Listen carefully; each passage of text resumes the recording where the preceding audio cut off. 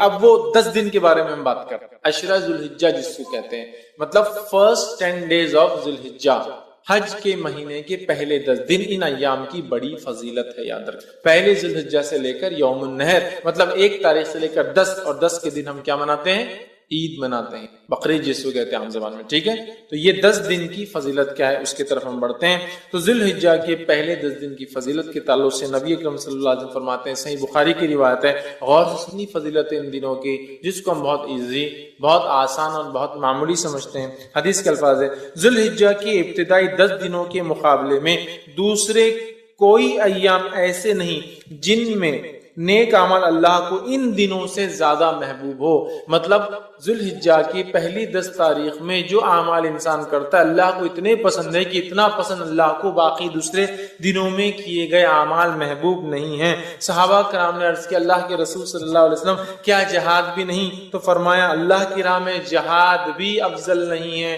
مطلب اتنا افضل ہے اس مہینے میں اعمال کرنا کہ ایک آدمی عام دنوں میں اگر جہاد بھی کرے تو ان دنوں میں کیے گئے اعمال کی برابری نہیں کر سکتا. تو آپ نے ہاں جہاد بھی نہیں سوائے اس مجاہد کے جو اللہ کی راہ میں نکلے، جان بھی لے جائے، مال بھی لے جائے، جان بھی چلی جائے، مال بھی چلی جائے، وہ زیادہ افضل ہے، باقی کوئی عمل افضل. مطلب ذی الحجہ کے پہلے 10 دن میں آپ جو عمل کریں گے وہ عمل جہاد سے بھی زیادہ افضل ہے. صرف اس مجاہد کے مقابلے میں ہمارا عمل کم ہوگا ان 10 دنوں کا جو مجاہد جان مال دونوں لے کے جائے اور کھپا دے، مطلب ختم ہو جائے، ورنہ باقی سارے اعمال ان دنوں میں افضل ہے. تو گویا پتہ چلا ان دنوں میں کیے گئے اعمال سب سے افضل ہے، یاد رکھیں سب سے افضل ہے. تو اب جب پتہ چل گیا سب سے افضل ہے تو ہمیں خوب کوشش کرنا چاہیے. اور اس کے تعلق سے حافظ ابن حجر عسقلانی رحمہ اللہ لکھتے ہیں کیوں اللہ نے ان ایام کو سب سے افضل بنایا ہے، اور بڑی اچھی بات لکھتے ہیں، اور ایک حکمت، بڑی اچھی حکمت وہ لکھتے ہیں اور وہ فرماتے اور کہتے ہیں اللہ تعالیٰ نے عشرہ ذی الحجہ، پہلے ذی الحجہ کے پہلے 10 دنوں کو اس لیے فضیلت اور شان اور شوکت بخشی ہے. اس کا سبب یہ وہ لکھتے ہیں یہ وہ دن ہے جن میں ساری عبادتیں ایک ساتھ مل جاتی ہے. یہ وہ ایام ہے، یہ وہ مہینہ ہے جس میں ساری عبادتیں مل جاتی ہے. توحید تو ہے ایک مسلمان چلتا ہے، نماز، روزہ، صدقہ اور حج، سب چیزیں ایک ساتھ آتی ہیں. اس کی اسپیشلٹی ایسا ہے، اور کوئی مہینہ نہیں ہے سال کا جس میں ساری عبادتیں ایک ساتھ آئے. آپ بولیں گے روزہ کہاں سے آ گیا؟ میں آگے آ رہا ہوں. روزے اس دن نفل روزہ رکھ سکتے ہیں آپ ان 10 دنوں کے اندر، آگے میں رکھوں. چونکہ ساری عبادتیں وہ کہتے ہیں ایک ساتھ مل جا رہی، سب سے افضل اعمال ہے، تو ظاہر سے صدقہ بھی سب سے افضل اسی مہینے کا ہے. تو وہ کہتے ہیں چونکہ سارے اعمال ایک ساتھ مل جا رہے ہیں، توحید تو ہے ہی، نماز ہو جا رہی ہے، روز انسان پڑھتا ہے، روزہ بھی ان ایام کے اندر ہے. پہلے تاریخ سے لے کر 9 تاریخ تک روزہ رکھنا یہ سنت، اور اللہ کے رسول ہمیشہ رکھتے تھے ہر سال یہ روزے. فرسٹ 9 روزے ذی الحجہ کے پہلے 9 دن کے روزے، 10ویں دن تو عید ہے، ٹھیک ہے، رکھتے تھے. تو روزہ بھی مل گیا، نماز بھی مل گئی، توحید پر انسان تھا، صدقات بھی کرے چونکہ سب سے افضل عمل ہے، اور اس میں حج بھی آ جاتا ہے، سارے ارکان ایک ساتھ آ رہے ہیں. تو وہ کہتے ہیں اس وجہ سے یہ حکمت ہو سکتی ہے کہ ان 10 دنوں کو اتنی زیادہ اہمیت دی، اور واقع میں ایسا اور کبھی نہیں ہوتا، یاد رکھیے. لیکن ایک سوال، کیا شب قدر سے بھی افضل ہے؟ تو نہیں، یاد رکھیں وہ ایک اسپیشل ہے. اللہ نے قرآن میں جب بیان کر دیا تو اب اس کو ضرورت نہیں الگ سے وہ کرنے کی. شب قدر رمضان کا اشرا اس کی ایک الگ ہی اپنی اہمیت ہے، وہ مستحکم، اس کی فضیلت بالکل ثابت ہے. اب جو باقی باتیں نہیں اس کے بعد ہی، اس کے نیکسٹ ہی ہوں گا، یاد رکھیں، ٹھیک ہے. تو سب سے افضل ہے. تو ان ایام میں ہمیں خوب سے خوب زیادہ اعمال کرنا چاہیے. اب وہ جو تکبیرات وغیرہ میں نے کہی تھی روک دیا تھا، ایام تشریق میں کرنا ہے. اب عشرہ ذی الحجہ میں بھی تکبیرات کو کہنا ہے، اور پورے 10 دنوں تک، اور باقی کے 3 دن. تو آئیے وہ تکبیرات میں سب سے پہلے ہم خوب تکبیریں کہیں. مسند احمد کی روایت ہے، آپ سے فرماتے رہے کہتے ہیں ان 10 دنوں میں، مطلب ذی الحجہ کے پہلے عشرے میں کے مقابلے میں دوسرے کوئی ایام ایسے نہیں جن میں نیک اعمال اللہ کے یہاں زیادہ درجے والے ہو. لہٰذا ان دنوں میں کثرت سے اللہ کی وحدانیت بیان کرو، اللہ کی بڑائی بیان کرو، اور اللہ کی حمد بیان کرو. ان 10 دنوں سے زیادہ عمل اللہ کو کوئی پسند نہیں. لہٰذا اللہ کی وحدانیت، ایک ہونا بیان کرو، اس کی توحید بیان کرو، اور اس کے تعلق سے آپ آگے فرما رہے ہیں اس کی جو ہے بڑائی، اس کی تکبیر بیان کرو، اور اس کی حمد بیان کرو. ٹھیک ہے. اب آئیے اللہ کی وحدانیت بیان کرنے سے کیا مراد؟ لا الہ الا اللہ یہ کہنا، یہ وحدانیت ہے نا. اسی طرح اللہ کی جو تکبیر بیان کرنے سے کیا مراد؟ اللہ اکبر کہنا اور دیگر تکبیرات جو اللہ کی بڑائی بیان کر وہ کہنا. اسی طرح جو اللہ کی حمد بیان کرنے سے کیا مراد؟ اس کی تعریف بیان کرنا، اس کی پاکی، اس کی تعریف بیان کرنا، یہ اس سے مراد ہے. اور پہلے ذی الحجہ سے لے کر 10 ذی الحجہ تک جو تکبیرات کہتے ہیں ان تکبیرات کو مطلق کہا جاتا ہے، یاد رکھیں. تو پہلے ذی الحجہ سے لے کر 9 ذی الحجہ تک جو تکبیرات انسان بیان کرتا ہے اسے تکبیر مطلق کہتے ہیں، مطلب وہ تکبیریں جو مطلق ہیں. اور 10 ذی الحجہ سے لے کر 13 جو تکبیر بیان کرتی ہے اس کو کہتے ہیں تکبیر مقید، وہ قید ہوتی ہے، کسی عمل کے ماتحت چلتی ہے، یاد رکھیں. تو یہ تکبیرات. اب کیا تکبیرات بیان کرے؟ تو آئیے کچھ چند تکبیرات جو ثابت ہے وہ آپ کے سامنے رکھ رہا ہوں جو ہم بیان کر سکتے ہیں. پہلی روایت مصنف ابن ابی شیبہ کی ہے، اس کے اندر آتا ہے کہ آپ جو تکبیر بیان کر رہے ہیں بڑائی وہ ہے اللہ اکبر اللہ اکبر اللہ اکبر لا الہ الا اللہ واللہ اکبر وللہ الحمد. یہ سب سے کامن ہے جو ہم لوگ عموماً کرتے ہیں. اللہ اکبر اللہ اکبر اللہ اکبر 3 بار ہے. لا الہ الا اللہ، نہیں کوئی معبود سوا اللہ، اللہ بڑا ہے اللہ بڑا ہے اللہ بڑا ہے، نہیں ہے کوئی معبود سوا اللہ کے، واللہ اکبر اور اللہ بڑا ہے، وللہ الحمد اور ساری تعریف اللہ کے لیے. تکبیر اور اللہ کی حمد دونوں ایک ساتھ، یہ سب سے مشہور اور معروف ہے، یہ آپ پڑھ سکتے ہیں. دوسرا جو پڑھ سکتے ہیں جو ثابت ہے وہ یہ ہے الفاظ اللہ اکبر کبیرہ، ٹھیک، اللہ اکبر کبیرہ والحمد للہ کثیرہ وسبحان اللہ بکرۃ واصیلا. دوسرا آپ یہ کر سکتے ہیں اللہ اکبر کبیرہ والحمد للہ کثیرہ وسبحان اللہ بکرۃ واصیلا، یہ آپ دوسرا کر سکتے ہیں. تیسرا آپ جو کر سکتے ہیں اللہ اکبر اللہ اکبر اللہ اکبر کبیرہ، اللہ اکبر اللہ بڑا اور اللہ سب سے بڑا ہے، یہ بھی ثابت اللہ اکبر اللہ اکبر کبیرہ. ٹھیک ہے. اس کے علاوہ جو ثابت ہے فتح الباری میں جو روایت آتی ہے اس میں یہ ہے اللہ اکبر اللہ اکبر کبیرہ اللہ اکبر، یہ الفاظ بھی جو ہے آپ ادا کر سکتے ہیں. اس کے علاوہ ایک اور جو الفاظ ثابت ہے وہ یہ ہے سبحان اللہ والحمد للہ لا الہ الا اللہ واللہ اکبر اللہ اکبر وللہ الحمد. یہ تمام تسبیحات آپ کثرت سے ان ایام میں پہلے سے لے کر 13 تک کثرت سے بیان کر سکتے ہیں. صحابہ کا ان ایام میں کیا معمول تھا جو میں نے رکھا تھا نا کہ تکبیرات آپ نہیں پڑھتے، وجوہات شرم آتی فلاں، صحابہ کا کیا معمول تھا. آئیے امام بخاری نقل کرتے ہیں کہ عبداللہ ابن عمر رضی اللہ عنہما اور ابو ہریرہ رضی اللہ عنہ یہ دونوں صحابی جو ہے ان 10 دنوں کے اندر بازار کی طرف جاتے اور بازار میں جاتے اور اتنے زور سے تکبیر کہتے ہیں کہ لوگ بھی ان کی تکبیرات کو سن کر وہ بھی تکبیر کہتے ہیں. اب اگر ہمارے دور میں کوئی تکبیر بولتا گیا تو وہ ایک تو پاگل ڈکلیئر ہو جائیں گے، ایکسٹرا آرڈنری، حد سے زیادہ کہیں کو دکھاوا کر رہے بھیا تم، یہ کرنا والی چیز اگر یہ دکھاوا ہوتی تو صحابی کبھی نہیں کرتے، یہ کرنے والے عام ہیں. تو یا تو وہ ہو جائیں گا یا تو پھر اللہ کا ولی ڈکلیئر ہو کے عام لوگوں سے بڑا ہو جائیں گا، اللہ کا ولی بھائی ہم نہیں کر سکتے، نیکسٹ آگے یہ ہو جائیں گا. صحابہ نکلتے تھے اتنی زور سے بولتے تھے کہ سننے والے غفلت میں، بازار میں، لوگ مارکیٹ میں بھول گئے یار یاد آ گیا ذوالحجہ چالو ہے اور اس کے بولو تکبیرات بیان، تو اتنی زور سے بیان کرتے ہیں کہ لوگ ان کی تکبیرات سن کر تکبیر بیان کرتے. عبداللہ بن عمر رضی اللہ عنہ کے تعلق سے آتا کہ مینا میں اپنے خیمے میں، مطلب حج کے لیے جاتے، مینا میں اپنے خیمے میں اتنی زور سے تکبیر بولتے کہ آواز مسجد میں چلی جاتی تو مسجد والے تکبیر بولتے، مسجد والے تکبیر بولتے تو آواز بازار میں چلی جاتی تو بازار والے تکبیر بولتے. اور چنانچہ روایت میں آتا ہے کہ مینا تکبیرات سے گونج اٹھتا تھا. بخاری کے لیے مطلب وہ یہاں بولتے تو مسجد والے سن لیتے، مسجد والے بولتے تو بازار والے سن لیتے، بازار والے بولتے تو اتنی زور سے آواز ہوتی کہ پورا مینا آواز سے گونجتا تھا. لوگ تکبیرات لوگ بیان کر، جیسے حج میں ہوتا ہے نا، تو یہ حج میں تو کرنا ہی ہے، بازار میں بھی کرتے تھے، مطلب یہ حج کو نہیں کہتے شروعات میں، بازار میں بھی کرتے چلتے. تو ہمیں خوب تکبیرات اس مہینے بالخصوص 1 سے لے کر 10 اور 10 سے لے کر 13 تک بیان کرنا ہے. تو اسے پتا چلا کہ ہمیں چلتے تھے بیٹھتے میں تکبیرات باواز بلند زور سے بیان کرنا ہے. اور عورتیں چونکہ وہ زور سے نہیں کر سکتے تو وہ پست آواز میں، ہلکی آواز میں اپنے گھروں میں کریں گی. ہاں اگر گھر میں غیر محرم کے سننے کے ڈر نہ ہو تو عورتیں بھی بلند آواز میں تکبیرات، سمجھ لیجیے گھر میں صرف محرم ہے، بھائی ہے، والد ہے، بچے ہیں، سگے بھانجے بھتیجے محرم ہے تو عورت تیز بول سکتی ہے، لیکن ڈر ہو کہ غیر محرم سنیں گے تو پھر پست آواز میں بولیں گے. لیکن عورت بھی بولیں گے، اور میں تو کہتا ہوں عورت ہی پہلے بولے تو پھر بچے بھی بولیں گے، بچے تو ماں سے ہی سیکھیں بہرحال، تو عورت بھی بول سکتی ہے. ٹھیک ہے. اسی طرح جو ہے تکبیرات کے علاوہ ان ایام میں ہمیں کیا کرنا ہے؟ تو ان ایام میں ہمیں روزے رکھنا ہے. کون سے؟ عشرہ ذوالحجہ، پہلے ذوالحجہ کے پہلے عشرے کی بات چل رہی ہے ہماری، تو اس میں کیا کرنا ہے؟ تکبیرات کے علاوہ روزے رکھنا ہے. نبی اکرم صلی اللہ علیہ وسلم کے تعلق سے آتا ہے، صحیح مسلم کی روایت ہے، مجھے اللہ تعالیٰ سے امید ہے کہ اس دن کا روزہ 9 ذوالحجہ، ایک سال پچھلے اور ایک سال اگلے گناہ کا کفارہ بنے گا. تو 9 ذوالحجہ کو تو رکھنا ہے, یہ غیر حاجی کے لیے, حاجی نہیں رکھیں گا.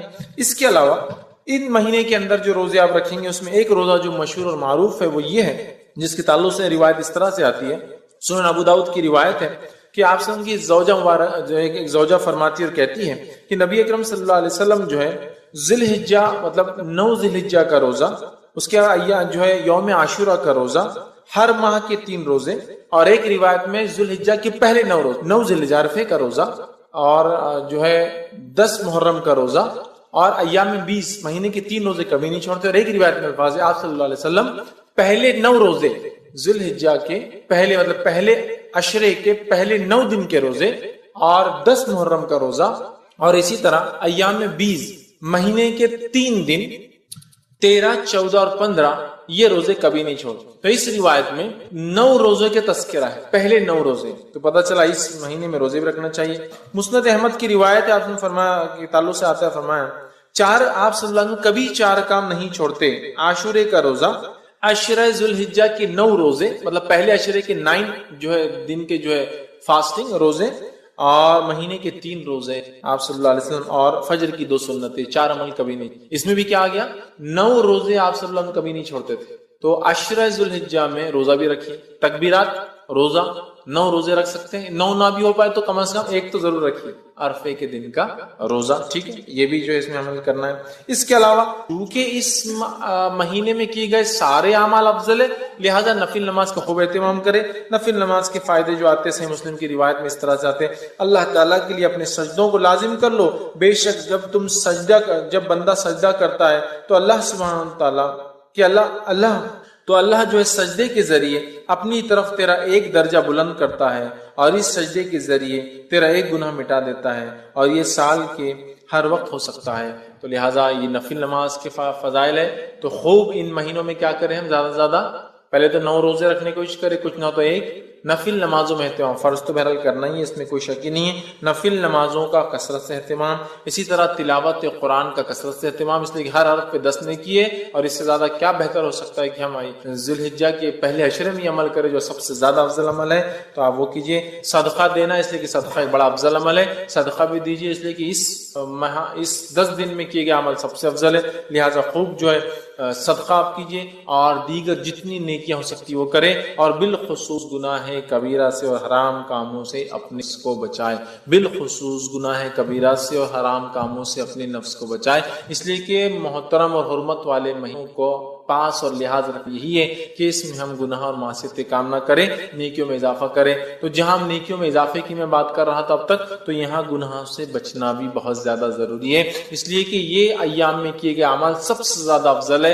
لہٰذا خوب نیکی کا اہتمام کرے اور خوب اپنے نفس کو گناہوں سے بچائے, وہ چاہے ذوالحجہ کا مہینہ ہو یا دیگر اور 3 مہینے, مطلب ٹوٹل 4 مہینے حرمت والے, ان چاروں مہینے کا احترام کرے, حرمت کا پاس و لحاظ رکھے, گناہ اور معصیت سے اجتناب کرے, بالخصوص کبائر سے اپنے آپ کو بچائے. اسی طرح نیکیوں میں اپنے آپ کو آگے بڑھانے کی ہم جو ہے خوب سے خوب جو ہے کوشش کرے, اور بالخصوص وہ اعمال جو اعمال ہمیں بتائے گئے ان ایام میں کرنے کے, ان اعمال کو ہم جو ہے کثرت سے کرنے کی کوشش کرے, زیادہ سے زیادہ نیکی کرے, اور زیادہ سے زیادہ گناہوں سے اپنے نفس کو اپنے آپ کو بچانے کی کوشش کرے. اب آئیے آخر چند کلمات کہ ان ایام میں جو مخصوص دن ہیں ان کے کچھ نام آپ کے سامنے رکھ دیتا ہوں تاکہ بات سے واضح ہو جائے.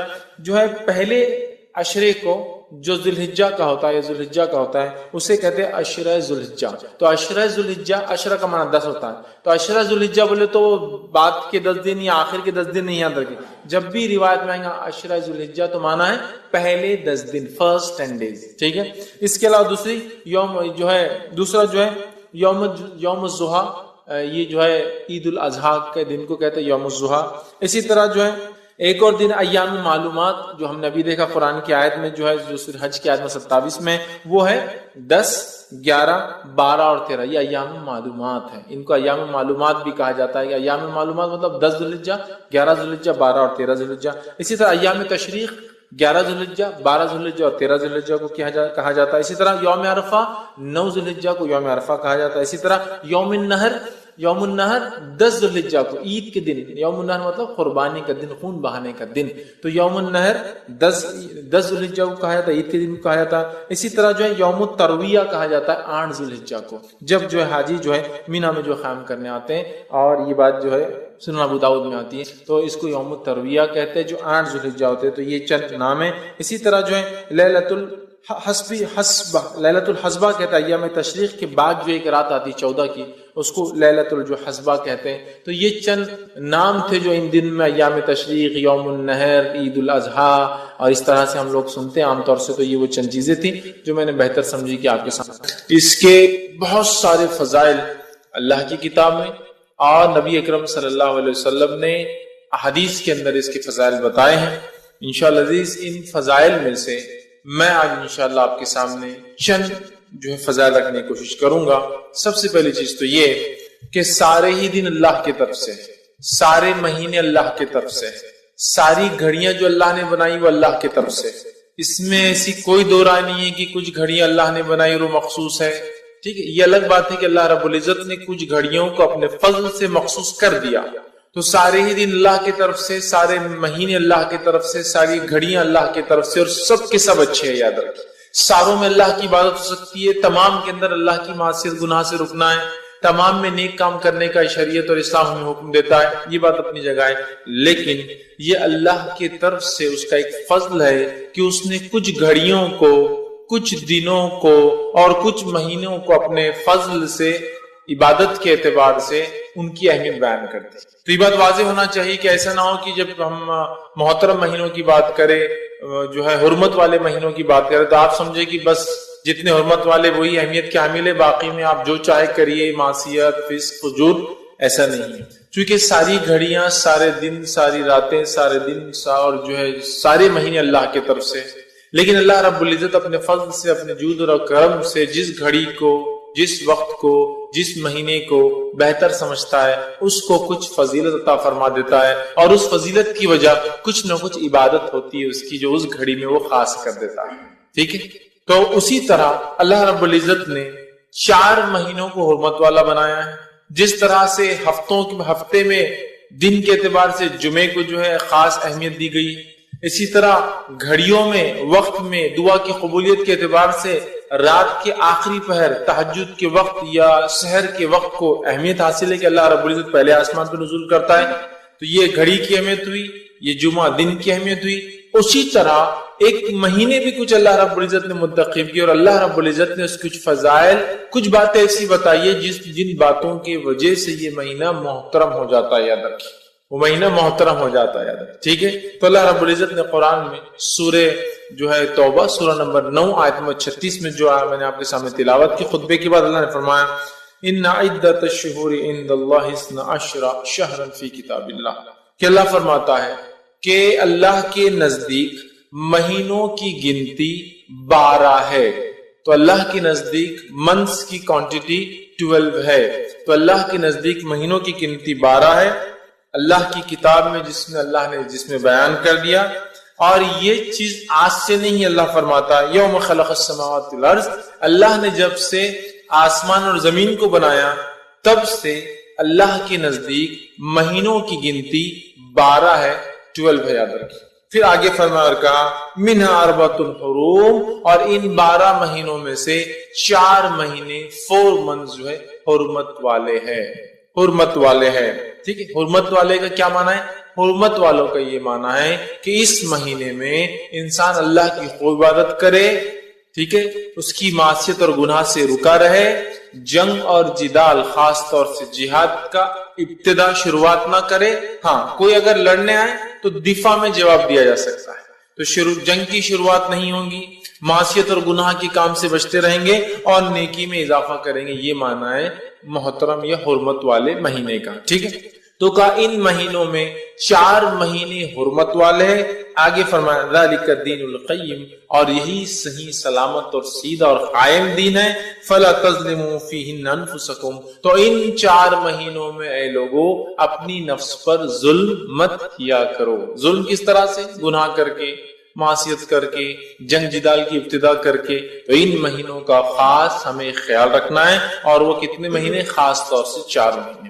وہ کون کون سے مہینے؟ صحیح بخاری کی روایت ہے، نبی اکرم صلی اللہ علیہ وسلم فرما کہا سال 12 مہینے کا ہے اور اس میں 4 مہینے حرمت والے ہیں. آپ فرما رہے سال 12 مہینے کا ہے، اس میں 4 مہینے حرمت والے ہیں. اور پھر فرمایا 3 تو وہ جو ایک کے بعد ایک آتے ہیں. 3 تو وہ جو ایک کے بعد ایک آتے ہیں. کون کون سے 3 جو ایک ساتھ آتے ہیں؟ ذوالقعدہ، ذوالحجہ اور محرم. یہ تینوں ایک کے بعد پے در پے جس کو بولیں گے، ون آفٹر انادر. ایک آتا ہے ذوالقعدہ شروع ہوتا ہے، ذوالحجہ اور محرم، مطلب 3 حرمت والے مہینے اٹیچ ہے ایک دوسرے سے. اور پھر فرمایا ایک وہ جو بیچ میں آتا ہے، اور اس سے مراد جو آپ نے حدیث میں فرمایا رجب ہے، الفاظ کے ساتھ بیان کیا. تو 4 مہینے حرمت والے ہیں، ذوالقعدہ، ذوالحجہ، محرم، رجب. 4 مہینے یاد رکھیے یہ حرمت والے. ان مہینوں میں جنگ کی ابتدا مسلمان نہیں کریں گے، ظلم اپنی نفس پہ نہیں کریں گے گناہ کر کے، اسی طرح نیکیوں میں اضافہ کریں گے. اور کچھ مہینوں میں تو مخصوص ایام میں کیا نیکیاں کرنا ہے وہ بھی بتا دیا گیا ہے. یاد رکھیں، ٹھیک ہے. تو 4 مہینے یاد رکھیے یہ حرمت والے ہیں، اور یہ آج سے نہیں، جب سے اللہ نے زمین و آسمان کو پیدا کیا ہے. یاد رکھیں. اور ان مہینوں کے اندر ایک مہینہ ہے وہ ہے ذوالحجہ، جس کے بارے میں کچھ باتیں آج میں آپ کے سامنے رکھنے کی کوشش کروں گا کہ ذوالحجہ یہ مہینہ کیا ہے، اس کے فضائل کیا ہے اور اس کے فوائد کیا ہے، تاکہ جب یہ مہینہ ہمیں اپنی زندگی میں ملے تو اس مہینے کا ہم صحیح سے فائدہ اٹھا سکے. یاد رکھیں، ٹھیک. تو ذوالحجہ یہ قمری کیلنڈر کا، مطلب ہم چونکہ لونار کیلنڈر سے چلتے ہیں، سولار نہیں، تو قمری کیلنڈر کا یہ 12واں مہینہ ہوتا ہے. ویسے شروعات محرم سے ہوتی ہے، لیکن یہ سنت سے ثابت نہیں ہے کہ ہم محرم سے شروعات کریں. یہ الگ بات ہے کہ اس کی ضرورت تھی. عمر ابن خطاب رضی اللہ عنہ کا زمانہ تھا، 17 ہجری تھی، اور عمر ابن خطاب رضی اللہ عنہ کے سامنے ایک مسئلہ پیش آیا. کیا مسئلہ پیش آیا؟ لوگ آئے اور کہا اے امیر المومنین، ہم لوگ اکاؤنٹنگ کرتے ہیں، حساب کتاب کرتے ہیں. پرابلم یہ ہے اکاؤنٹس کے اندر کہ اکاؤنٹس کی ڈیٹ شروعات کیا لی جائے، سٹارٹ کیا ہو. مطلب ہمارے اکاؤنٹ شروع ہو کر کس چیز کو ہم فرسٹ مانے اور کس کو لاسٹ مانے. تو امیر المومنین عمر ابن خطاب نے کہا کہ کوئی نہ کوئی تاریخ یا مہینہ تو طے کیا جائے. تو آپ نے یہ سوچا، نبی اکرم صلی اللہ علیہ وسلم ذوالحجہ کا مہینہ تھا جب آپ ہجرت کر کے نکلے تھے، لیکن جب آپ مدینہ پہنچے تو وہ محرم کی پہلی تاریخ تھی. تو کیوں نہ محرم کو ہی ہم پہلا مہینہ کاؤنٹ کر لیں، تاکہ اکاؤنٹس میں، آڈٹس میں، حساب و کتاب میں، حکومتی کام کاج میں سہولت ہو کہ سال کہاں سے شروع اور کہاں اینڈ ہو. تو عمر ابن خطاب رضی اللہ عنہ نے فرمایا کہ محرم کو ہم فرسٹ منتھ کاؤنٹ کر لیتے ہیں، اس کے حساب سے ذوالحجہ 12 ہو جاتا ہے. لیکن یہ سنت سے نہیں ہے، لیکن بہرحال عمر ابن خطاب رضی اللہ عنہ نے اس کو محرم کو فرسٹ کیا اور ذوالحجہ کو جو ہے مطلب اس کے حساب سے لاسٹ ہو جاتا ہے. تو ذوالحجہ قمری کیلنڈر کے حساب سے، ہجری سن کے اعتبار سے، یہ ہجری کیلنڈر کا لاسٹ منتھ اور آخری مہینہ ہوتا ہے. یاد رکھیں، ٹھیک. اور اس کو ذوالحجہ اس لیے کہا جاتا ہے کہ اس مہینے میں حج جو ہے کیا جاتا ہے، تو حج کی نسبت سے ذوالحجہ حج کا مہینہ، ٹھیک ہے. تو حج کی نسبت سے اس کا نام ذوالحجہ پڑا.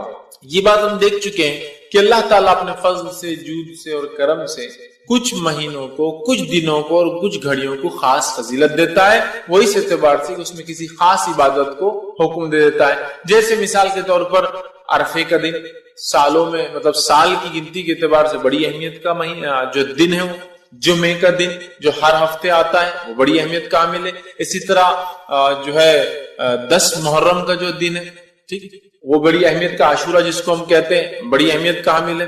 تو اللہ تعالیٰ اپنے فضل سے دیتا ہے. تو اسی طرح 4 مہینوں کو بھی اللہ نے محترم بنایا. اب اس مہینے کی پہلی فضیلت کیا ہے، اس سے شروع کرتے ہیں. اس مہینے کی پہلی فضیلت اور جو اس کی اہمیت ہے وہ یہ ہے، سب سے پہلی فضیلت کہ اللہ نے اپنی ایک فرض عبادت حج کو اس مہینے میں فرض کیا. حج ایک ایسی عبادت ہے جو مخصوص ہے، اس کے مخصوص ایام اور دن ہیں اور ایک مخصوص مہینہ ہے. اس مہینے کی ان تاریخوں میں ہی حج شروع ہوتا ہے اور ختم ہوتا ہے. آج اگر میں کرنا چاہوں تو عمرہ کر سکتا ہوں، حج نہیں کر سکتا ہوں. یاد رکھیں، ٹھیک ہے. محرم اسی طرح جو ہے رمضان ہے، رمضان میں روزے فرض کیے، اس کی تاریخ شروعات، اس کی خاتمہ ہے، روزہ کب شروع ہوگا کب ختم ہوگا، تمام تفصیلات بتا دی گئی. تو اسی طرح جیسے اللہ نے رمضان کو فرض عبادت روزوں کے لیے چنا، اللہ رب العزت نے سب سے پہلی فضیلت ذوالحجہ کی ہے کہ اپنی ایک فرض عبادت حج کا اس میں انتخاب کیا کہ لوگ حج اس مہینے کے اندر کرے۔ تو ذوالحجہ اس مہینے کی پہلی فضیلت یہ کہ اللہ نے حج کے اندر جو ہے حج کے لیے اس مہینے کا انتخاب کیا۔ اور حج کیا ہے میں سمجھتا ہوں سب جانتے ہیں، ابراہیم علیہ السلام جو اللہ کے برگزیدہ نبی تھے، اور ہم جو ہے ایک انبیاء میں بڑا ابو الانبیاء ان کا لقب تھا، ہم نبیوں کے باپ کہلاتے ہیں۔ اللہ رب العزت سے آپ نے دعا کی تھی اور آپ کے بعد سارے انبیاء آپ ہی کی نسل میں پیدا ہوئے، گو اس کے بعد کی پوری جو ہے یا تو اسحاق علیہ السلام سے یا پھر آپ کے جو ہے دوسرے بیٹے جو ہے اسماعیل علیہ السلام سے، دونوں سے ہی سارے نبی پھر آخر تک آئے۔ تو اللہ نے ان کو چن لیا تھا اور انہوں نے ہی اپنے بیٹے اسماعیل علیہ السلام کے ساتھ مل کر کعبے کی تعمیر کی تھی۔ اور جب کعبے کی تعمیر کر چکے تو اللہ نے فرمایا سورہ حج سورہ نمبر 22 آیت 27 میں، اور کہا ہم نے حکم دیا کہ دنیا میں حج کی پکار بلند کرو۔ ابراہیم علیہ السلام کو اللہ نے حکم دیا اے ابراہیم آواز لگاؤ لوگوں۔ ابراہیم علیہ السلام نے کہا اللہ میں آواز تو لگاؤں گا، آئیں گا کون؟ مکہ آج سے 5-7 ہزار سال پہلے کی بات ہو رہی ہے، جو بے آباد ایک بستی ہے اور پہاڑی علاقہ ہے، وہاں کچھ اگتا بھی نہیں، نہ سبزی اگتی ہے، نہ پیڑ اگتے ہیں، نہ جھاڑ لگتے ہیں، کہ آواز دو۔ ابراہیم علیہ السلام کو تعجب ہوا کہ آواز تو دیں گے لیکن آئیں گا کون، سنیں گا کون؟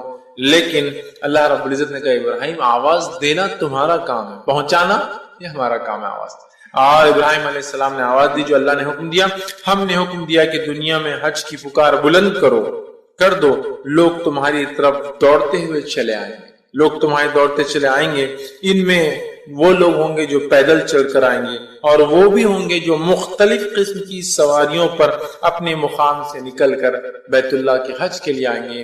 ابراہیم علیہ السلام نے آواز دی، اور اسی آواز کا نتیجہ یہ ہے کہ تب سے لے کر آج تک جوق در جوق انسانیت ہزاروں سال سے ذوالحجہ کے مہینے میں ہر سال وہاں پہنچ جاتی ہے ابراہیم علیہ السلام کی آواز پر لبیک کہتے ہوئے، لبیک اللہم لبیک۔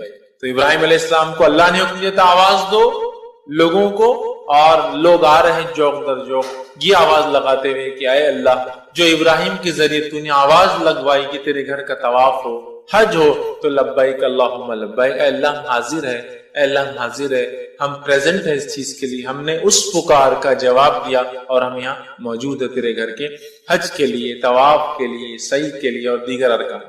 تو یہ سب سے بڑی فضیلت اس مہینے کی ہے کہ اللہ رب العزت نے اس مہینے کو چنا اور اپنی فرض و حج کے لیے چنا، اور ابراہیم علیہ السلام اور آپ کے خاندان کا کتنا گہرا تعلق حج سے میں سمجھتا ہوں بتانے کی ضرورت نہیں، چاہے زمزم کے نکلنے کا معاملہ ہو تو اسماعیل علیہ السلام اس کی وجہ بنے، اسی طرح جو ہے سعی جو صفا مروہ کے بیچ میں ہم جاتے ہیں جو کہ رکن ہے، اس کے بغیر حج نہیں ہوتا، عمرہ نہیں ہوتا، وہ آپ کی جو ہے بیوی حاجرہ علیہ السلام کی وہ دوڑ تھی جو آپ نے جو ہے اپنے بیٹے کی خاطر جو کہ اللہ کے حکم کی خاطر ابراہیم علیہ السلام چھوڑ گئے تھے وہ ہے، چاہے پھر وہ حج کے بعد جو ہے قربانی کرنے کا معاملہ ہو، اسماعیل علیہ السلام اور ابراہیم علیہ السلام ہے، تو گویا اس خاندان کو اللہ نے چن لیا، اور جو کام ابراہیم علیہ السلام نے کیا اللہ چاہتا ہے کہ وہی کام ہم بھی کریں، اسی طرح کی قربانیاں، اسی طرح کا عمل۔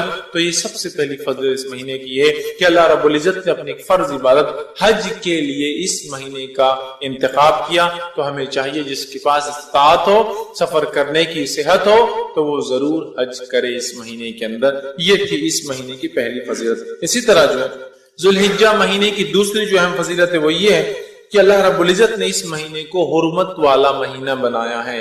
حرمت والا مہینہ کیا معنی ہے میں تفصیلات رکھ چکا ہوں۔ حرمت کا معنی یہ ہے کہ اس مہینے میں جنگ اور جدال، لڑائی نہیں کی جائیں گی، ٹھیک، ہاں کوئی لڑنے آئے تو دفاع، جوابی کاروائی کی جا سکتی، لیکن سٹارٹ کرنا، جواب دینا یا شروعات کرنا منع ہے۔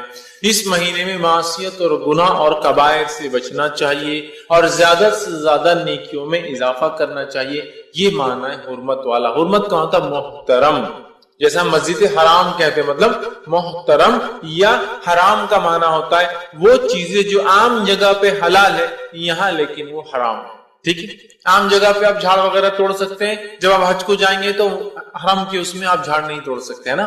تو گویا جو چیزیں باہر کی جا سکتی ہے ابھی جو حج کے لیے جب جائیں گا آدمی تو وہاں اس مقام پہ نہیں کر سکتا، اسے حرمت والا کہتے ہیں، محترم یا حرام چیز۔ اسی وجہ سے مسجد حرم کو حرم کہا جاتا ہے کہ وہاں حرام ہے بہت ساری چیزیں، غلط سوچنا وہاں غلط ہے، نقصان پہنچانا غلط ہے، ایذا دینا غلط ہے، سمجھ رہے ہیں؟ تو 4 مہینے حرمت والے، تو یہ ان مہینوں میں سے ایک مہینہ ہے۔ تو دوسری فضیلت اس مہینے کی یہ کہ اللہ نے اس مہینے کو حرمت والا مہینہ بنایا ہے، اور اس کی حکمت علماء بیان کرتے ہیں کہ اللہ نے کیوں اس مہینے کو حرمت والا بنایا، اور خاص طور سے ان 3 ماہ کو ایک کے بعد ایک ذوالقعدہ، ذوالحجہ اور محرم کو کیوں حرمت والا بنایا۔ وہ لکھتے ہیں اور کہتے ہیں کہ عرب میں لوٹ مار بہت زیادہ تھی، تو وہ قافلوں کو لوٹ لیا کرتے تھے، تو اللہ رب العزت نے 3 مہینے کو پیدر پر محترم بنا دیا، جس کی وجہ سے حج کو جانے کا جو قافلہ ارادہ کرے تو حج کا مہینہ بیچ میں آتا ہے، ذوالقعدہ محترم، تو آدمی سفر کو نکل گیا، قبائل اپنے اپنے علاقوں سے نکلے، اور عربوں کے پاس اس کا بہت احترام تھا۔ نبی اکرم صلی اللہ علیہ وسلم کے زمانے میں بھی عرب حالانکہ جاہل تھے، بت پرست تھے، لیکن ان 4 مہینوں میں لوٹ مار نہیں کیا کرتے۔ یہ الگ بات ہے کہ لوٹ مار کرنے کی ٹیکنکس نکال لی تھی انہوں نے، کرتے یہ تھے کہ ہر سال میں کچھ سال اعلان کر دیتے کہ یہ بار محرم کا مہینہ بعد میں آئے گا۔ 3 مہینے ان سے، چونکہ ان کا بزنس یا ٹریڈنگ کچھ بھی نہیں تھی، تو انہوں نے یہ طریقہ نکالا تھا لوٹ مار۔ تو یہ کرتے تھے کہ اب محرم کو سرکا دیتے تھے، بولتے تھے ابھی 2 مہینے ایک ساتھ محترم، لیکن اللہ نے 3 کیوں رکھے تھے، اس کی حکمت علماء لکھتے ہیں کہ تاکہ قافلے حج کے لیے نکلے مہینہ بھر پہلے، آرام سے حج ذوالحجہ میں پہنچے، حج کرے، اور آرام سے محرم کے مہینے میں اپنے اپنے گھر پہنچ جائے۔ اور رجب کو کیوں کیا اللہ نے پھر محترم بیچ میں، اس کی حکمت بھی علماء لکھتے ہیں تاکہ اگر عمرے کے لیے اگر کسی کو نکلنا ہو تو اللہ نے اس 1 مہینے کو بھی محترم کر دیا تاکہ لوگ آئے عمرہ کر کے اپنے اپنے گھر محفوظ اور حفاظت کے ساتھ چلے جائیں۔ یہ حکمت علماء لکھتے ہیں، کوئی ضروری نہیں کہ یہی ہو، لیکن یہ بھی کئی حکمتوں میں سے اللہ کی ایک حکمت ہو سکتی ہے کہ حج کو تاکہ لوگ آئے امن و امان کے ساتھ آئے، 3 مہینے کو ایک ساتھ حرمت والا کر دیا، اور ایک بیچ میں تاکہ لوگ عمرے کے لیے آسانی سے آ سکیں۔ تو حرمت والا مہینہ یاد رکھیے، اور یہ اس کی بہت بڑی جو ہے اہمیت ہے، اس کو ہم نے سمجھنا چاہیے۔ اور اللہ رب العزت نے قرآن میں بیان کیا، اور اس مہینے کے تعلق سے اور حج کے تعلق سے بالخصوص، اور سورہ بقرہ سورہ نمبر 2 آیت نمبر 197 میں اور فرمایا کہا الحج شہر معلومات، اللہ فرماتا ہے اور کہتا ہے حج کے مہینے معلوم ہے اور معروف ہے، تم سب کو پتا ہے کہ فرمایا فمن فرض فیہن الحج فلا رفث ولا فسوق ولا جدال فی الحج، تو جو تم میں سے حج کا ارادہ کرے، حج کو جائے، اپنا فریضے کو پورا کرے، وہ ہر قسم کی بے حیائی سے رکا رہے، اللہ کے احکامات کی جو ہے نافرمانی بالکل نہ کرے، اور لڑائی جھگڑا ولا جدال، اور لڑائی جھگڑا حج میں نہ کرے۔ ٹھیک ہے، تو یہ بڑا محترم مہینہ تھا، اور عرب اس کو اتنا محترم مانتے تھے، اور حرم کو اتنا محترم مانتے تھے کہ اپنے اگر والد کی قاتل، باپ کی قاتل کو بھی دیکھتے، حرم میں اس سے بدلہ نہیں لیا جاتا، یا حرمت والے مہینوں میں اس سے بدلہ نہیں لیا جاتا۔ ٹھیک ہے، تو ان کے بعد اس کی حرمت تھی، لیکن یہ بڑی افسوس کی بات ہے، ہم لوگوں کو 4 مہینے حرمت والے ہیں، نبی اکرم صلی اللہ علیہ وسلم حدیث میں بیان کر رہے ہیں، اتنی سارے حدیث کے ذخیرے اور علماء کے اقوال اور فقہوں کی کتابوں میں کیا کرنا ہے کیا نہیں کرنا لکھا ہوا ہے، لیکن اس کے بعد بھی ہم میں سے اکثریت ایسی مسلمانوں کی جن کو حرمت والے مہینے کیا یہی نہیں پتا ہے۔ اگر کسی جاب کرنے والے کو، آفس جانے والے کو یہ بولے کہ ویکینڈ کیا ہے، اگر اسے نہیں پتا ہے تو اس سے بڑا احمق اور بیوقوف کون ہو سکتا ہے؟ جو لوگ جو آفس جاتے ہیں، جاب کرتے ہیں، ویکینڈ سب کو پتا ہے، اس لیے کہ چھٹی ہوتی ہے، خوشی ہوتی ہے کہ اب ہمارا ہفتہ ختم ہو رہا ہے، کسی کا 5 دن کا ورکنگ ہوتا ہے، 2 دن کا جو چھٹی ہوتی ہے، کسی کا 6 دن کا ورکنگ ہوتا ہے، 1 دن کی تو ویکینڈ کہتے ہیں اس کو، ہے نا؟ مطلب ایک چیز جس میں چھٹی اور ہم خالی ہے تو اس کی اہمیت ہم کو پتا ہے۔ ٹھیک ہے، تو اسی طرح حرمت والے مہینوں کے بارے میں بھی تو پتا ہونا چاہیے۔ یہ وہ مہینے جن میں ہمیں جنگ اور جدال نہیں کرنا ہے، فسق اور فجور اور گناہ اور معصیت اور کبائر سے بچنا ہے، نیکیوں میں اضافہ کرنا ہے، اللہ کی تکبیرات بیان کرنا ہے، کچھ کے اندر کچھ مخصوص چیزیں بتائی بھی گئی ہے کیا کیا کرنا ہے، لیکن ہم جو ہم میں سے اکثریت حرمت والے کب آتے مہینے اور کب چلے جاتے ہیں۔ اور اس کی ایک اہم وجہ یہ بھی ہے کہ ہم لوگ اسلامک کیلنڈر جانتے ہی نہیں۔ اگر ہم میں سے، میں کہتا ہوں 100 مسلمانوں میں سے پوچھا جائے کہ اسلام کے 12 مہینوں کے نام کیا، تو میں سمجھتا ہوں ہندوستان کے حد تک تو بتا سکتا ہوں 1 سے 2% لوگ ہی بتا سکتے کہ اسلامی 12 مہینوں کے نام کیا ہے۔ 1 سے 2% لوگ، مطلب 100 میں سے 2 لوگ بتا پائیں گے، باقی کو وہ سب پورے پتہ نہیں گڑبڑ، اردو مکس اس میں، اور پتہ نہیں فارسی نام اس میں مکس، اور پتہ نہیں کیا کیا، اگر تھوڑے بہت یاد بھی ہے تو پتہ نہیں وہ عجیب و غریب انداز۔ مطلب وہ نام نہیں ہے جو اسلامی نام ہے یا جو اسلامی کیلنڈر میں یوز ہوتے ہیں، ٹھیک ہے؟ تو ہمیں چاہیے اس جو قمری کیلنڈر ہوتا ہے، جو چاند سے چلتا ہے، جو اسلامک کیلنڈر ہے، ہجری کیلنڈر جس کو کہتے ہیں، کم از کم ان 12 مہینوں کے نام ضرور یاد کرے تاکہ یہ حرمت والے مہینے گزرے تو یاد آئے، ارے یہ حرمت والا ہے، ایٹ لیسٹ کلک تو ہوتا ہے نا کہیں نہ، ارے محرم آیا مطلب حرمت والا آ گیا، ارے ذوالحجہ آ گیا، ارے حرمت والا آ گیا، ارے ذوالقعدہ آ گیا، ارے جو حرمت والا آ گیا، ارے رجب آ گیا وہ حرمت، تو ایٹ لیسٹ نام یاد ہوں گے تو ریپیٹ ہوگا، تو نام ہی نہیں پتا تو وہ حرمت والے اور غیر حرمت والے کا کیا اس میں مطلب اصطلاح فرق کیسے کریں گے بتائیے؟ شناختی نہیں ہوں گی کوئی چیز کی تو آپ اوائڈ کیسے کریں گے، یا پھر اس میں کیا کرنا کیسے معلوم کریں گے؟ تو ضرور آپ خود اور اپنے بچوں کو ضرور اسلامی کیلنڈر کے 12 مہینے کون سے یاد کریں، بہت آسان ہے، 5 منٹ بیٹھنا پڑے گا لے کر، 5 منٹس بیٹھنا پڑے گا، محرم اور جو صفر، ربیع الاول، ربیع الثانی، جمادی، 5 منٹ بیٹھنا ہے اور آپ کو پورے یاد ہو جائیں گے باہر۔ یہ الگ بات ہے کہ ہم یوز نہیں کرتے تو ترتیب بہت جلدی نہیں بول سکتے، جیسے ہم جنوری، فروری، مارچ، اپریل، مئی، جون، جولائی بول سکتے، چونکہ ہم ریپیٹیٹیولی اس کو بولتے ہیں، Monday, Sunday, Monday, Tuesday, Wednesday, لیکن یہ ریپیٹیٹیو نہیں بولتے ہم، لیکن پھر بھی یاد تو ہوں گے، سیکوینس یاد ہوگا، ٹھیک ہے، رک رک کر بولیں گے لیکن یاد کیجیے ضرور، تاکہ جب وہ حرمت والے مہینے آئیں تو ہمیں پتا چلے کہ یہ محترم مہینے اور اس میں ہمیں یہ اعمال کرنا یاد رکھے۔ تو اللہ نے فرمایا حج کے ایام معلوم، ٹھیک ہے، حج کے ایام معلوم، الحج شہر معلومات، کہ حج کے کیا دن ہیں یہ سب کو معلوم ہے، اس کا تم لوگوں کو اللہ نے فرمایا علم ہے، یاد رکھے۔ اسی طرح اس مہینے کی تیسری فضیلت، اہم فضیلت یہ ہے کہ اس مہینے میں اللہ نے جو 2 تہوار، جو 2 عیدیں ہمیں دی ہیں، جو 2 منانے کے فیسٹیولز دیے، وہ 2 میں سے ایک فیسٹیول آتا ہے جس کو عید الاضحیٰ، بقر عید، عید الاضحیٰ، یوم النحر اور بہت سارے ناموں سے بھرل پکارا جاتا ہے، ٹھیک؟ تو یہ دوسرا تہوار ہمیں دیا گیا، ٹھیک؟ تو یہ مہینہ بڑی اہمیت کے اندر حامل ہے۔ ایک عید الفطر ہے جو 9ویں مہینے میں رمضان میں آتی ہے، اور ایک عید الاضحیٰ ہے جو 12ویں مہینے میں اس کی 10 تاریخ، ٹھیک ہے؟ تو ہمیں چاہیے کہ اس مہینے کا احترام کرے، اس لیے کہ اللہ نے اس کی فضیلت یہ ہے کہ اس میں ایک عید کو مقرر کر دیا، اور جو ہے ہم تمام لوگ جانتے ہیں، انس بن مالک رضی اللہ عنہ کی روایت ہے، وہ فرماتے اور کہتے ہیں، یہ سنن ابو داؤد کی روایت ہے، وہ کہتے ہیں جب نبی اکرم صلی اللہ علیہ وسلم مدینہ آئے تو مدینہ میں مدینے کے لوگ 2 دن تہوار مناتے، کیا کرتے تھے؟ کھیلتے تھے، کودتے تھے، ملاقاتیں کرتے تھے، کھلاتے اور پلاتے تھے۔ جب آپ صلی اللہ علیہ وسلم نے کہا کہ مدینے میں 2 دن کیا کرتے ہیں یہ لوگ مدینے کے، تو انس بن مالک رضی اللہ عنہ فرماتے ہیں کہ لوگوں نے کہا اللہ کے رسول یہ وہ 2 دن ہیں جس میں لوگ کھاتے اور پیتے ہیں، کھیلتے اور کودتے ہیں، مطلب انجوائے کرتے ہیں، فیسٹیول مناتے ہیں، خوشیاں مناتے ہیں، سیلیبریٹ کرتے ہیں، مناتے ہیں۔ تو آپ نے کہا اور فرمایا، حدیث کا الفاظ ہے، اللہ تعالیٰ نے تمہیں اس سے بہتر 2 دن عطا فرمائے ہیں، اللہ تعالیٰ نے مسلمانوں کو اس سے بہتر 2 دن عطا فرمائے، اور پھر فرما رکھا عید الفطر اور عید الاضحیٰ، 2 دن تمہیں ان سے بہتر دیے گئے جو مدینہ میں لوگ منا رہے تھے۔ تو گویا عید الفطر اور عید الاضحیٰ 2 فیسٹیول ہے، 2 سیلیبریشنز ہے، 2 ایسے دن ہیں جس کو منانا ہے، تہوار جس کو بولیں گے ہندی زبان منانا ہے۔ لیکن آج ہمارا کیا حال ہے؟ ڈپلیکیٹ تہوار اتنے آ گئے کہ اوریجنل جب آتا ہے سیلیبریشن کا دن تو ہم بور ہوتے ہیں، ہے نا؟ عید الفطر آ گئی تو اکثر کا تو یہ حال ہے کہ رات بھر جا کے دن بھر سوتے پڑے ہوئے۔ سیلیبریشن ہے، تہوار ہے، تہوار کہتے ہیں منانے کے دن کو۔ مدینے میں کیا کر رہے تھے صحابہ اسلام سے پہلے؟ 2 دن کھاتے تھے، پیتے تھے اور کھیلتے اور کودتے تھے اور تہوار مناتے تھے، مطلب وہ 2 دن انجوائمنٹ کے تھے، فل وہ لوگ ایک دوسرے کو انٹرٹین کرتے اور کھاتے اور پیتے تھے۔ آپ نے فرمایا تمہیں اللہ نے اس سے اچھے 2 دن دیے ہیں، اور وہ کیا ہے ریپلیسمنٹ وہ 2 دنوں کا؟ تمہیں عید الفطر اور عید الاضحیٰ دی گئی۔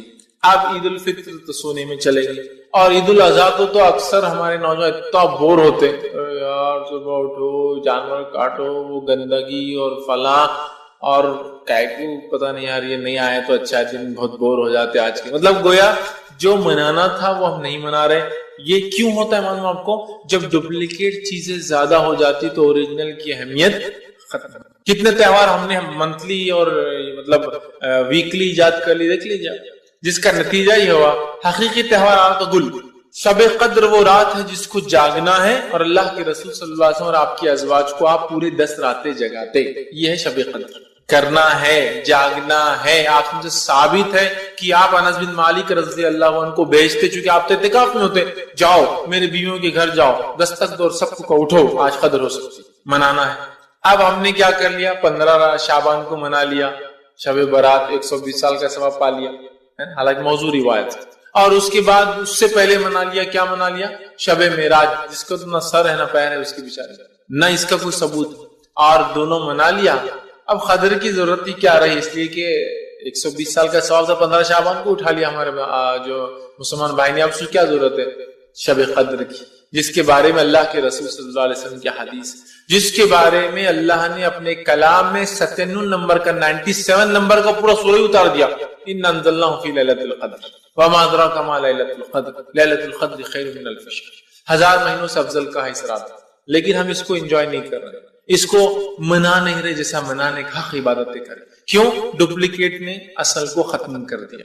تو اسی طرح ڈپلیکیٹ تہوار ہم نے اتنے ایجاد کر لیے کہ حقیقی تہوار، حقیقی سیلیبریشن، حقیقی عید ہم بھول گئے، چونکہ ڈپلیکیٹ عیدیں، ڈپلیکیٹ تہوار، ڈپلیکیٹ انجوائمنٹس اتنے ایجاد کر لیے اسی کو انتہا، اور اس کے علاوہ سوڈو انجوائمنٹس، جھوٹے انجوائمنٹس، جس کے اندر صرف اپنی نفس کا فائدہ ہوتا ہے۔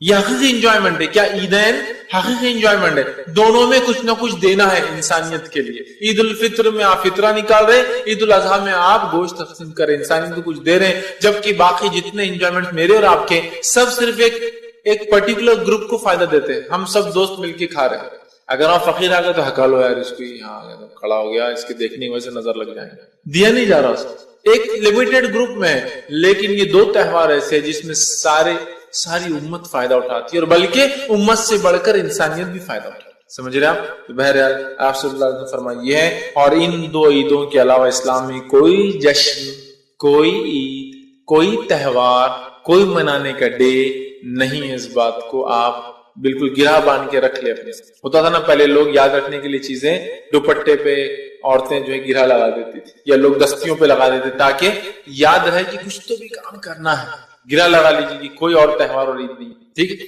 آئیے اس سے آگے بڑھتے ہیں۔ یہ وہ مہینہ ہے، اس کی فضیلت ہے جس میں ہمارا دین مکمل ہوا، اللہ نے اس کا اعلان کیا۔ یہ وہ مہینہ ہے، نبی اکرم صلی اللہ علیہ وسلم پہ سورہ مائدہ کی آیت نمبر 3 کا ایک ٹکڑا اسی مہینے نازل ہوا جب آپ نے حجۃ الوداع میں خطبہ دیا صحابہ کو، اور عرفے کا دن تھا، اور اس کے بعد اللہ کے رسول صلی اللہ علیہ وسلم، الا هل بلغت، کیا میں نے تم تک پیغام پہنچا دیا؟ کیا میں نے تم تک اسلام پہنچا دیا؟ صحابہ نے مل کر کہا، قالوا بلا، نعم یا رسول اللہ، اے اللہ کے رسول صلی اللہ علیہ وسلم، ہاں آپ نے اس پیغام کو پہنچا دیا۔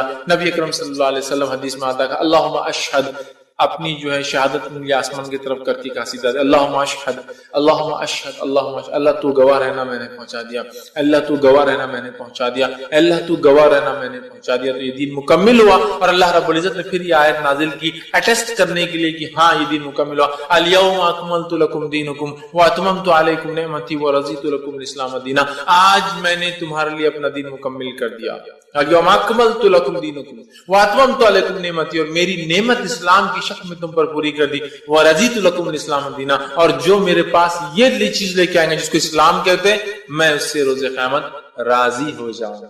تو اٹیسٹ کر دیا اللہ نے اس مہینے میں کہ ہمارا دین مکمل ہو گیا، اور نبی اکرم صلی اللہ علیہ وسلم اس کے بعد وفات کر گئے۔ یہ آیت نازل ہوئی، اور اس کے بعد آپ سے ان کی ربی 12 ربی الاول کو اس کے چند ماہ بعد آپ کا انتقال ہو گیا، تو دین مکمل ہو گیا، یاد رکھیے۔ اور اس تعلق سے ایک روایت آتی ہے، روایت کے الفاظ اس طرح سے، صحیح بخاری کی روایت ہے، ایک یہودی جو ہے عمر ابن خطاب رضی اللہ عنہ کے پاس آیا اور کہا، امیر المومنین، اگر جو ہے مطلب یہ آخر کی بات ہے، اگر اللہ رب العزت وہ آیت جو آپ کی کتاب میں ہے اگر ہم پر اتارتا تو ہم یہودی اس دن عید مناتے۔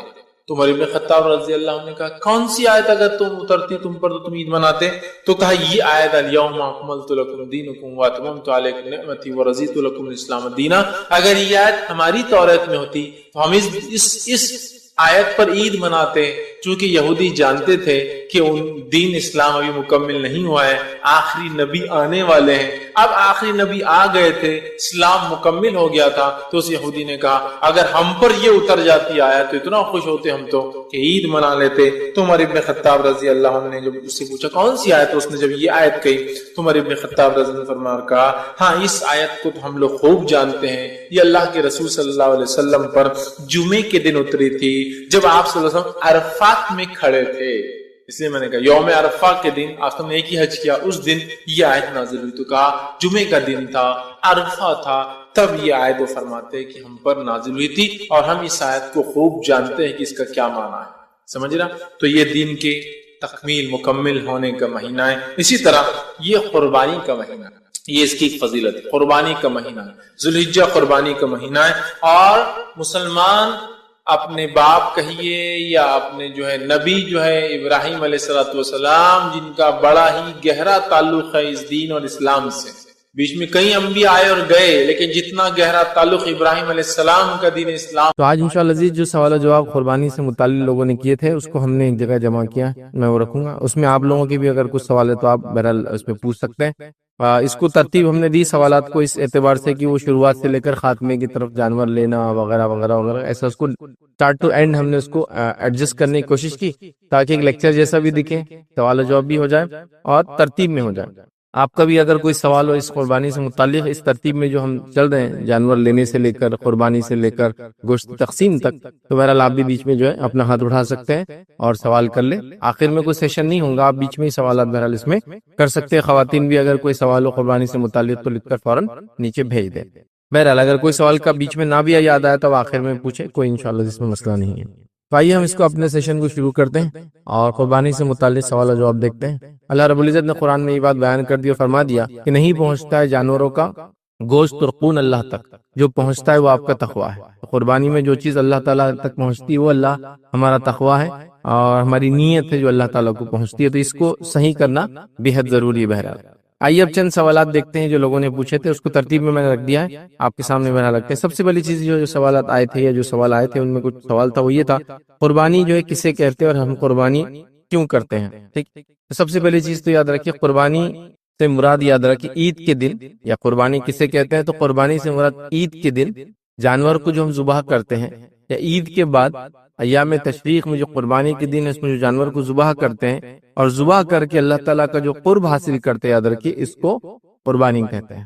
قربانی کسے کہتے ہیں؟ قربانی اسے کہتے ہیں، مطلب قربانی کا عام معنی تو ہوتا ہے کوئی بھی چیز قربان کرنا اردو زبان میں، لیکن قربانی خاص ہے، اضحیہ جس کو عربی میں بولتے ہیں، یاد رکھیے اس کا معنی یہ ہوتا ہے کہ وہ جانور جس کو ہم عید کے دن یا عید کے بعد جو قربانی کا ایام ہوتا ہے ایام تشریق، اس میں جو ذبح کرتے ہیں اور اس کو ذبح کر کے اللہ کا جو قرب حاصل کرتے ہیں، یہ قربانی ہے، یاد رکھیے۔ تو قربانی اسے کہتے ہیں۔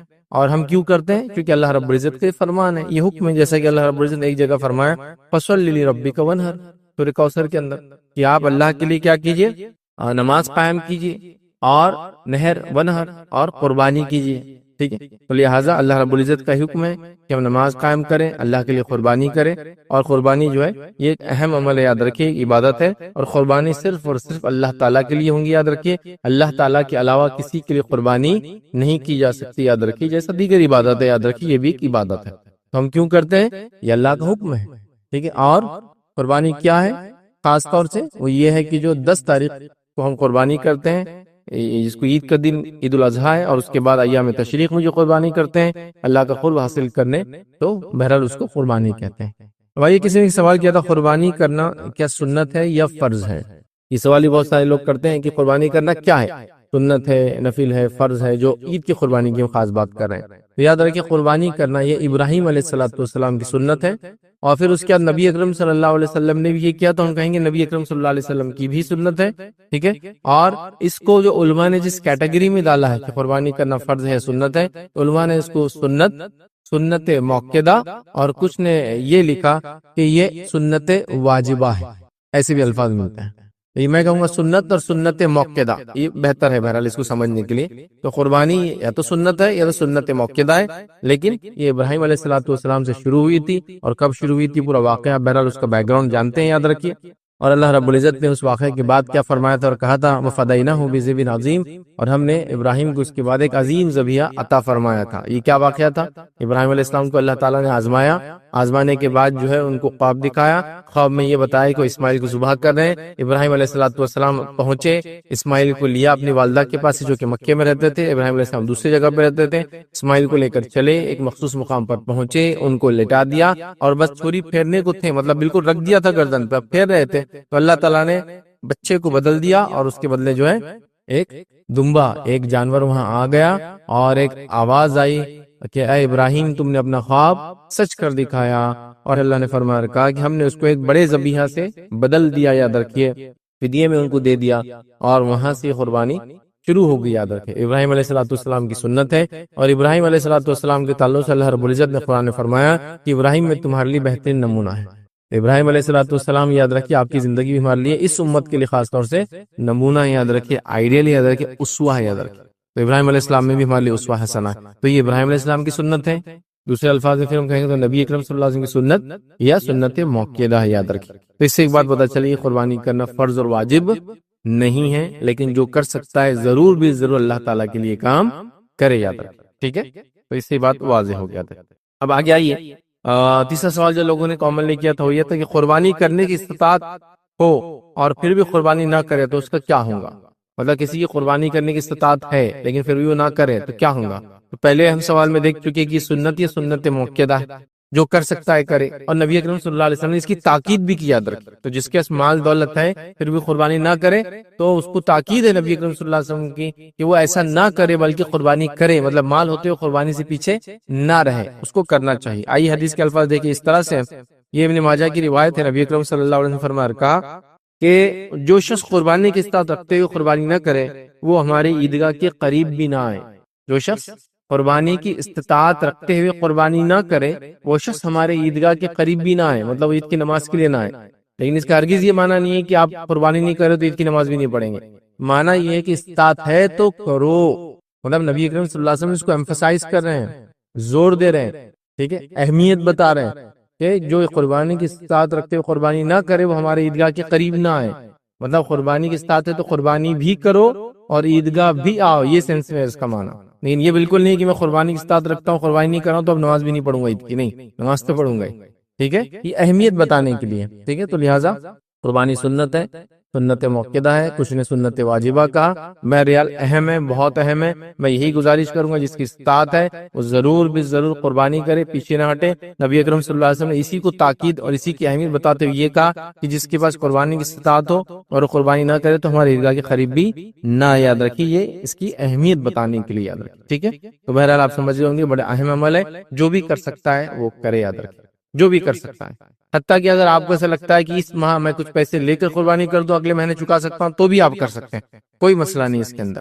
ہوتا ہے نا انسان کی حالت ایسے ہوتے ہیں، کبھی آج کیش نہیں لیکن اگلے مہینے اچھا خاصا آنے والا، تو بھی وہ کر سکتا ہے، کوئی مسئلہ نہیں۔ تو جو کر سکتا ہے ضرور کرے، یاد رکھیں، ٹھیک۔ اب کون کون سے جانور کی قربانی کرنا ہے؟ یاد رکھیں جو جانوروں کی قربانی کرنا ہے، یاد رکھیں وہ 4 ٹائپس کے ہیں، جس کو کہتے ہیں 4 قسم کے ہیں، اور ان کے 8 ہو جاتے ہیں اگر اس کو مذکر اور مؤنث کو اگر ایڈ کر لے تو، جس کو قرآن میں اللہ رب العزت نے، یاد رکھے، سورہ انعام سورہ نمبر 6 آیت نمبر 143 اور 144 کے اندر بیان کیا، جس کو بہیمۃ الانعام کہتے ہیں۔ اور بہیمۃ الانعام میں یاد رکھے 4 قسم کے جانور آتے ہیں، اور ان کے میل اینڈ فیمیل ملا لے تو 8 ٹائپس ہو جاتے ہیں ایک طرح سے۔ وہ کون کون سے ہیں؟ اونٹ اور اس کا مذکر مؤنث، اونٹ اور ہمارے پاس اردو میں اونٹنی جیسا لفظ نہیں ہوتا، دونوں کو اونٹی بولتے ہیں، اونٹ اور اونٹنی۔ اس کے بعد گائے اور بیل، ٹھیک ہے، لیکن ہمارے پاس بھی گائے اور بیل میں سے گائے بولا جاتا ہے، کبھی بیل سے اس کیٹیگری کو ڈینوٹ نہیں کیا جاتا، گائے سے کیا جاتا۔ تیسرا ہے بکرا اور بکری، تو بکرا بولتے ہیں، بس بکری کو بھی انکلوڈنگ کر دیتے قربانی کے اعتبار سے۔ اور چوتھا ہے مینڈا یا مینڈی، دمبا یا دمبی، یاد رکھیں، بھیڑ۔ تو یہ جانور ہے 4، اور اس کے میل فیمیل ملا لے تو 8۔ تو اس سے پتہ چلا ان سب کی قربانی ہو سکتی ہے۔ تو یہ سوال میں یہ بھی جواب آ گیا کہ فیمیل کی ہو سکتی ہے، کہ لوگ پوچھتے بکری قربانی ہوتی ہے کہ بکرے کی تو ہوتی ہے، اونٹنی کی ہوتی ہے کہ اونٹ کی تو ہوتی ہے، مینڈی کی ہوتی ہے کیا، فیمیل جو اس کا ہوتا ہے، ٹھیک ہے، تو بہرحال ہوتی ہے، ٹھیک ہے۔ تو لہٰذا یہ 4 قسم کے جانور کے میل فیمیل دونوں کی قربانی ہو سکتی ہے، یاد رکھیں، اور ان کو بہیمۃ الانعام کہا گیا قرآن کے اندر، یاد رکھیے، تو ان کی قربانی ہو سکتی ہے، یاد رکھیں، ٹھیک۔ اس کے علاوہ یاد رکھیں کسی بھی جانور کی قربانی نہیں ہو سکتی۔ کئی جانور ہے اس کے علاوہ جو حلال ہے، قربانی کے لیے نہیں ہے، لیکن یہی چاند جانوروں کو استعمال کریں گے۔ جب یہ نہ ہو تو پھر ساری چیزیں ڈسکشن میں لائی جا سکتی ہے، سوچا جا سکتا ہے، ٹھیک ہے۔ تو بہرحال یہ ہوگا۔ کسی نے ایک اور سوال کیا ہے، قربانی کا ارادہ رکھنے والے کو بال اور ناخن کاٹنے کا کیا معاملہ ہے، اور اس کے گھر والے بھی کیا بال اور ناخن نہ کاٹے؟ تو دیکھیے قربانی کا جو بھی شخص ارادہ کرے، نبی اکرم صلی اللہ علیہ وسلم نے فرمایا جو شخص قربانی کا ارادہ کرے وہ شخص ذی الحجہ کا، مطلب ذی الحجہ کا چاند، عید جس کو بولیں گے، یہ جو عید ہوتی ہے اس کا چاند پہلے دکھ جاتا ہے، 10 دن بعد عید ہوتی ہے، یاد رکھیے، ٹھیک ہے۔ تو ذی الحجہ کا چاند دیکھنے سے لے کر اپنی قربانی تک وہ ناخن اور بال نہ تراشیں، تو لہذا جس کا بھی ارادہ قربانی کرنے کا ہے وہ اپنے ناخن اور بال نہیں کاٹنا چاہیے جب تک کہ اس کی قربانی نہیں ہو جاتی ہے، ٹھیک ہے۔ لیکن جب قربانی ہو جاتی ہے تو اس کے بعد ضرورت ہے تو وہ کاٹے، کاٹنا ضروری نہیں ہے۔ کچھ لوگ کیا سمجھتے ہیں کہ وہ ارادہ رکھتے ہیں تو کاٹتے نہیں، پھر قربانی کرتے کاٹنا شروع کر دیتا ہے، ضرورت نہیں بھی ہے تو کاٹتے ہیں، ٹھیک ہے، بولے وہ اب ہوگی نا قربانی۔ مطلب یہ کہ اتنے دنوں میں تو کاٹنا نہیں ہے جب تک قربانی نہیں ہوتی، لیکن قربانی ہونے کے بعد ضرورت ہے تو کاٹنا ہے، نہیں تو نہیں کاٹنا، ٹھیک ہے۔ تو لہٰذا یہ معنی ہے۔ اس میں ایک اور چلن ہمارے پاس ہو چکا آج کل کہ قربانی کے دن لوگ قربانی کرتے ہیں اور قربانی کرتے جا کے پورا سر صاف کر لیتے ہیں، مطلب ٹخلا کر آگے گھوم رہے ہیں، تو یاد رکھیے درست نہیں ہے۔ کوئی کروا رہا ہے کسی وجہ سے ایک الگ بات ہے، قربانی دے رہے ہیں تو بولے بالوں کی قربانی بھی بولے جانور کی قربانی کے بعد، وہ اسی حدیث سے لیتے ہیں کہ کوئی شخص جو قربانی کا ارادہ کرے بالوں ناخن نہ کاٹے، اس کا مطلب وہ لیتے ہیں کہ جب کر دے تو پھر کاٹے، وہ جا کے کاٹتے، کمپلسری نہیں ہے، اس کو کاٹنا ہے کاٹے، اس کو نہیں کاٹنا ہے نہیں کاٹے، لیکن یہ ضروری چیز نہیں ہوتی، یاد رکھیے۔ لیکن جب تک قربانی نہیں دی تب تک تو آپ نہیں کاٹ سکتے ہیں، تو اتنے دن جو بھی آپ 10 کو قربانی کر رہے، 11 کو کر رہے، 12 کو کر رہے، تب تک آپ کو رکنا پڑے گا، قربانی کے بعد آپ ہی کاٹے۔ اب سوال تھا کیا گھر والے بھی ناخن اور بال نہ کاٹے؟ تو دیکھیے جو شخص ارادہ رکھتا ہے اس کے لیے کہا گیا، اس کے ماتحت لوگ اگر کاٹ لے تو مسئلہ نہیں ہے۔ جیسا میں گھر کا ذمہ دار ہوں اور میں قربانی کر رہا ہوں تو میرے ماتحت کئی لوگ ہیں، میرے بیوی ہے، بچے، اور اگر میرے والدین نہیں کماتے وہ بھی آ گئے، میرے چھوٹے بھائی بہن جو نہیں کماتے وہ بھی آ گئے، سب کی طرف سے میں قربانی کر رہا ہوں، تو کافی ہے قربانی، ٹھیک ہے۔ لیکن اگر وہ کاٹنا چاہے ناخن بال تو کاٹ سکتے ہیں، کیونکہ اصل میں ہوں جو دے رہا ہوں تو میرا کافی۔ لیکن تربیت کے لیے اگر آپ سب کو بولے کہ نہ کاٹے تو یہ تربیت کے لیے، نالج کے لیے، ان کو لائف میں ایک سیکھنے کے لیے مل جائے گا، تو وہ بھی نہ کاٹے تو ٹھیک ہے، کوئی مسئلہ نہیں۔ لیکن اگر وہ کاٹ لے تو آپ کو انشاءاللہ اس سے پرابلم نہیں ہونا چاہیے، اس سے وہ مسئلہ نہیں ہوتا۔ اور ویسے بھی اگر کوئی غلطی سے کاٹ بھی رہے تو اس کا کوئی کفارہ نہیں ہے، اس کا کوئی گناہ نہیں ہے، اس سینس میں کہ کوئی گناہ لکھا ہوا ہو کہ اس کے 100 نیکیاں چلے جائیں گی، قربانی کا اجر چلے جائیں گا، ایسا نہیں ہے، لیکن نہیں کرنا چاہیے۔ نبی اکرم صلی اللہ علیہ وسلم نے منع کیا، بلکہ کچھ علماء نے لکھا کہ حرام ہے ناخن اور بال کاٹنا، ٹھیک ہے، تو لہٰذا نہ کاٹے۔ ماتحت لوگ کاٹ سکتے ہیں لیکن اگر تربیت کے لیے ان کو بھی نہ کٹائے اچھی بات، تاکہ ان کو بھی ایک سیکھنے کو ملتا ہے بچوں وغیرہ، تو بہرحال لیکن گھر والے ماتحت لوگ کاٹ سکتے ہیں، ذمہ دار جو کر رہا ہے وہ نہ کاٹے، لیکن سب بھی اگر نہ کاٹے تو اچھی بات ہے، اگر سب نہ کاٹے تو اللہ تعالیٰ سب کو اجر دیں گا، لیکن جو کر رہا ہے وہ تو بالکل نہ کرے، ٹھیک ہے۔ تو لہٰذا یہ ناخن کا مسئلہ ہو گیا، بال کا تو یہ کاٹ سکتے، کاٹنا ہے تو قربانی کے بعد، کوئی ضروری نہیں کہ کاٹے، جس طرح سے لوگ کچھ غلط فہمی اس میں اس کو کاٹتے وہ کرتے ہیں، یاد رکھیں، ٹھیک ہے۔ اسی طرح جو ہے کسی نے ایک سوال کیا تھا پورے گھر کی طرف سے ایک جانور کافی ہے، تو یاد رکھیں پورے گھر کی طرف سے ایک جانور یاد رکھیں ذبح کرنا کافی ہے۔